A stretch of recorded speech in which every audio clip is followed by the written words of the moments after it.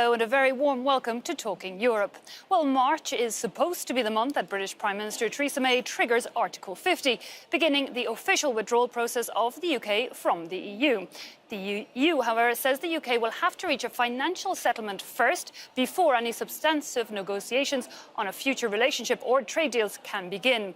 And the sum EU officials are expected to look for is thought to be around €60 billion, payment, they say, for commitments the UK has already made. May has insisted multiple times that the UK will be looking for a hard Brexit, opting out of the single market. But is that what the British people voted for? And where does that leave EU citizens in the UK and vice versa? Once the UK triggers Article 50, 2 years of talks with the EU begins. But what happens at the end of that? If there's no deal, does the UK leave with nothing? Feeling a little lost as to how things are going and might proceed? Well, you're not alone. To help us see clearer, I'm joined by Mr. Alan Smith from the Scottish National Party. You sit, of course, with the Greens here in Europe. Across the table, I have MEP for Germany, Mr. Jakob von Weizsäcker. You're with the Social Democrats. And beside you, I have British MEP, Mr. Charles Tannock. You're with the Conservative Party in the UK and sit with the European Conservatives and Reformists here in Parliament. Mr. Tannock, can I start with your good self? Do you think this Article 50 is actually going to be triggered in March? What's the delay? Well, obviously, there is a delay in the House of Lords. There's some ping-ponging going on, but I suspect that it'll all be resolved by the middle of March, and it will be triggered in the last week or so of March. I don't see anything which can stop that happening now. And then there'll be the 2-year clock ticking away, in which Mrs May has made it very clear in the government white paper that we will not be seeking to remain members of the single market or the customs union. We're going for a hard Brexit, a bespoke deal. I have to say I'm not very optimistic because, as you said, there will be this huge divorce bill demanded. I think that's probably an exaggerated figure, the 60 billion. I think it's more like 35, 40. But Theresa May has said that she will pay a reasonable amount, but I don't think that the backbench Conservative MPs will accept a figure even remotely close to that. So I am very, very pessimistic, sadly. I wish I could say something different. I argued strongly for a soft Brexit and for the European Economic Area and EFTA to be rejoined and to have a Norway-type model, but I'm afraid that's been rejected. Mr. Smith, how concerned are you? I mean, given that the ball is really in the EU's court when that Article 50 is triggered. There's a 2-year deadline. And if no deal has been made, the EU can tell the UK to leave with nothing. I mean, and given that this financial settlement seems to be top of the agenda for the 27 in the EU side, I mean, we could spend 2 years negotiating that. All things are possible. I share Charles's pessimism, I have to say. I think we have a UK government that must be saved from itself. The vote was only 52% across the whole of the UK. The UK is not one bloc, it's a complicated series of places. Scotland, Northern Ireland, Gibraltar, the sovereign bases on Cyprus, the Welsh position, the position of the London authorities as well. We have a lively dynamic within the UK that must be assisted by the European Union. And as soon as Article 50 is triggered, and I agree, I think it's sooner rather than later. But what Mrs May wants is only a tiny part of this discussion, because 27 is a bigger number than 1. And what I'm concerned about is that we have seen a narrative developing amongst the Brexiteers, the lunatics who are presently in charge of the asylum, that they've turned the boat towards the rocks and they're trying to say that the rocks are out to get us. If we want to leave the club, there are consequences. Mr von Weizsäcker, how do you think the other 27 in the EU will proceed with these talks? For now, it seems quite a united front, saying, they can't give in to everything the UK demands. They're afraid of this knock-on effect that other countries could start to leave the Union. How tough do you think the rest of the EU is going to be? I don't think I would want a hard Brexit, but I think given where we are, we need to strive for clean Brexit. And so what that entails is a clean financial settlement, a clean set of rules where we want to end up, and I think also within the 2 years, very good answers to the millions of people either from Europe living in the UK today and the millions of people living in the EU and what will remain the EU from the UK. And I think that's the agenda for now. And then once we've settled these issues, we will, of course, need to talk about a reasonable transition arrangements. And I think that's very important as well, because if we don't get that... she's rejected that as well. She said she wants short-term implementing measures, not a transitional agreement. And I also deeply regret the idea that the EU citizens, 3.6 million living in the United Kingdom, are being described by some quarters, not the official line from the government, but a particular minister, as the best negotiating asset i.e. a bargaining chip. I don't accept that human beings are bargaining chips in the negotiations. How do you see it, Mr. Weizsäcker? Do you think that in a way they're right? Because indeed there's 3.6 million EU citizens in the UK. The rest of the EU very concerned about that, and indeed the market of the UK. Is that a good bargaining chip that May has? Will that get others to It must concede? never be considered as such. I wouldn't consider them such at all. That's why I said both negotiating a clean Brexit and making certain that these people don't have to, and we're talking about millions of people. There are also around 1.5 million people from the UK living in the EU. They need assurances, and they need them soon, because they've built their lives on very different assumptions. Who's going to move first? In good Mr. faith. I'm receiving emails, I'm sure Charles is as well, on a daily basis that would break your heart. There's a lot of EU citizens already leaving the UK out because they feel like second class citizens. Well, they're having their applications for residence. I mean, my wife has just gone through the process. It's an 85-page document, 50 pages of evidence I've had to submit, my passport and hers locked up for 6 months, a large fee to get the residence certificate. And that's even before you can hope to apply for the British passport. So what should be done for these EU citizens? Should the UK then well, just say... there were attempts in the House of Lords and even in the House of Commons to vote to immediately declare their absolute right to remain for all those who were there, particularly those who were there before the Brexit referendum with a cut-off date of June the 23rd. The government has repeatedly vetoed that, whipped against it. There's been an amendment in the House of Lords which got through, but I'm afraid the Labour Party, voted against it as well. I mean, the Labour Party is voting very strongly now for the Brexit solution as well. We haven't, the whole issue of the EU citizens are caught up in all this debate, and it's totally unfair because they came to Britain, 98% work and pay their taxes. They came there legally within their treaty rights, and now we're saying that those are all up for negotiation. And of course, I imagine this block on the EU citizens is because one of the main reasons for the Brexit was to halt immigration to the UK. I mean, imagine going through the future, there will be inspiration taken from a variety of models that are already in place with people outside of the EU working with the EU. For example, Norway. We've heard Theresa May say she wants a made-to-measure based on other models. Well, we sent our reporter Annelies Gerhard to Norway to see how this non-EU member is finding ways of working with the bloc, all the while staying outside, even outside some parts of that single market. Let's take a look.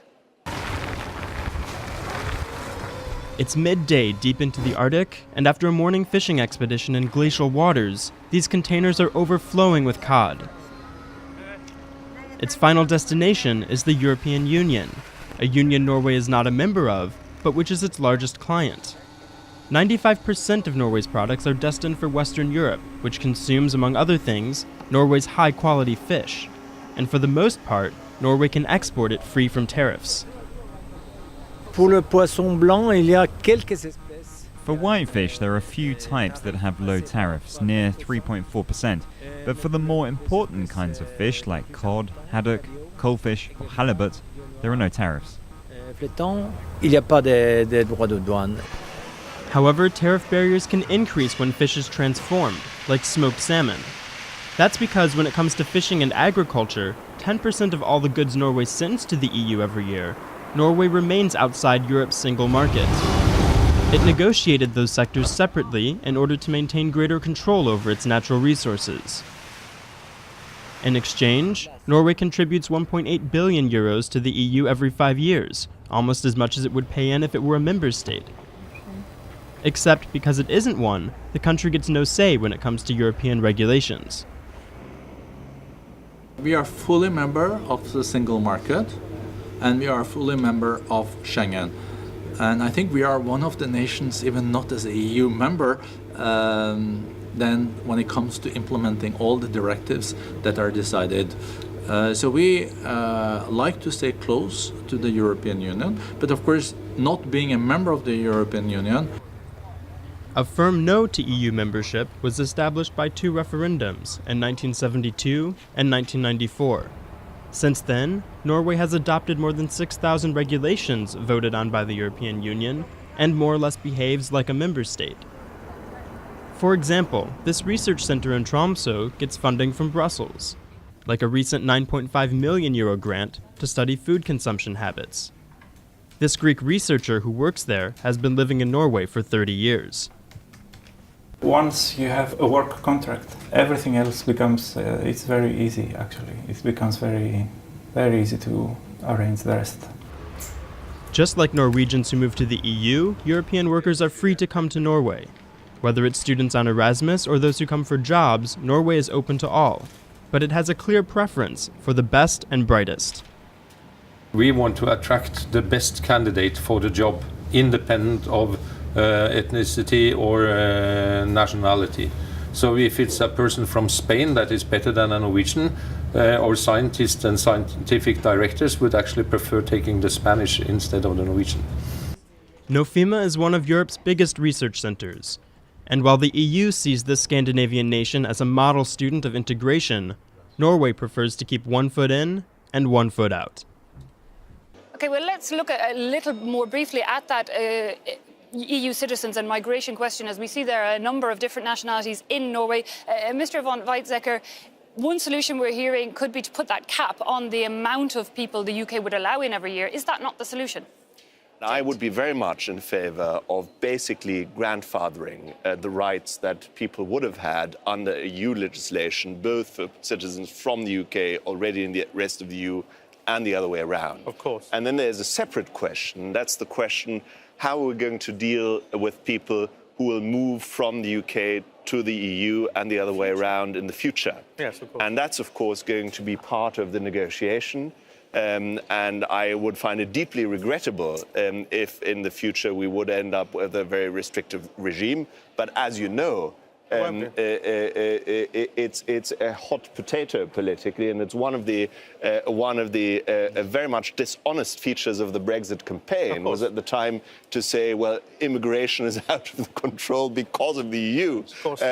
And when you looked at the numbers, it had very little to do with the EU and a lot to do with the rest of the world. But David Davis has said that EU migration will carry on post-Brexit in very large numbers for the indefinite future. So that's completely dishonest because they said that was going to completely change. But they'll just need a work permit, you know, and they'll get one automatically if they find a job. Ways. I mean, but another part is this whole single market question. I mean, we're hearing very vehemently from the UK that it doesn't want to be part of this single market, and that if the EU, the other 27, doesn't play nicely, it's, you know, threatening this race to the bottom in terms of taxes Theresa and May has said, deregulations. unless we have a good deal, we prefer no deal, and we will basically Brexit into a vacuum, i.e. the WTO schedules. That's the official government line. So bad for the UK, but what about Scotland? Terrible for both. This is where the EU is certainly hearing from the UK government that it's rejecting the single market. It's not hearing it from much of the rest of the UK. The Scottish government, where Scotland voted unanimously across all council areas to remain within the EU, we've put forward a compromise proposal that would essentially see the whole of the UK remain within the EEA or the EFTA type framework. I accept Charles's point that that has been ruled out by the UK government, but I think it remains an option. I think once the negotiations start, we'll see a bit of the bluster falling away and a bit more of the pragmatism coming through. In the event that we can't see that, let me close, then there's going to need to be a special situation for Northern Ireland, because the issue of the border with the Republic of Ireland is really serious. I was in Belfast a couple of weeks ago. It's a very sensitive time. And in Scotland, we want our democracy to be respected. I am a European citizen. Scotland is saying it's going to put the Scottish referendum back to a vote. I mean, when we saw that independence referendum a few years ago, a lot of the people voting in it were EU citizens who had the right to vote because they were living and working in Scotland.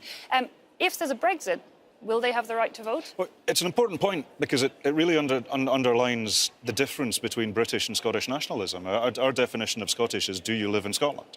So in our independence referendum in 2014, all EU nationals had a right to vote.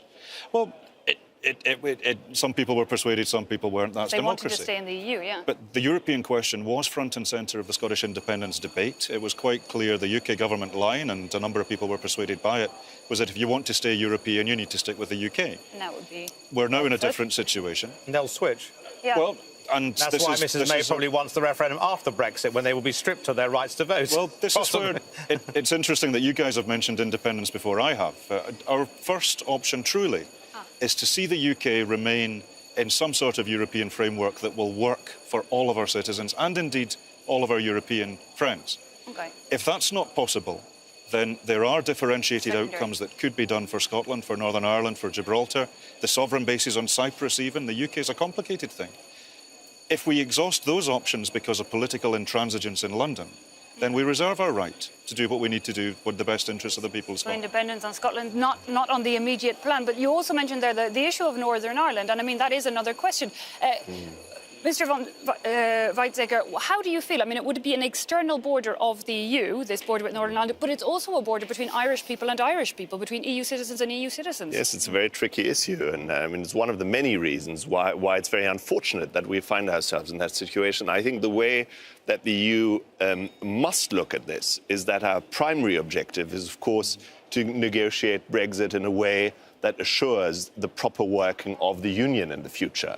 But our secondary objective, of course, will have to be that we will continue, despite our deep regrets about Britain leaving the EU, we will continue to live in a good neighbourhood relationship. And these are the sort of issues that will have to be on the table. So hard border or no hard border in Northern Ireland? Well, I am very, very worried about that border because we've already seen Sinn Féin mobilising themselves here in the European Parliament. This is going to become a deeply sectarian issue in Northern Ireland. There will have to be a hard border. It will be the external border of the customs union, the border between Northern Ireland and the Republic of Ireland. Now, even if it's as frictionless as possible, which is the line of the British government, there will be border posts, and that is symbolic of a division which hasn't been there for more than 40 years. And I really fear that this is going to cause huge problems. And, of course, it's interesting that the Belfast agreements, the Good Friday agreements, also refer to the European Convention of Human Rights and the Council of Europe and the rights that accrue from that. It's clear that some of the Brexiteers, that will be the next target, to pull out of the Council of Europe and the European Convention as well. So I do really fear for Ireland, and I'm a dual Irish-British citizen, and I really think this is one of the hot points, flashpoints of the Brexit negotiations. Indeed, it seems like 2 years, a very short time to iron out all those issues. But for now, gentlemen, we're out of time as we await for that Article 50 to be triggered. Thanks indeed, though, for giving us your insights. Thanks also to you at home for having watched. To join us again after the news, of course, for more Talking Europe.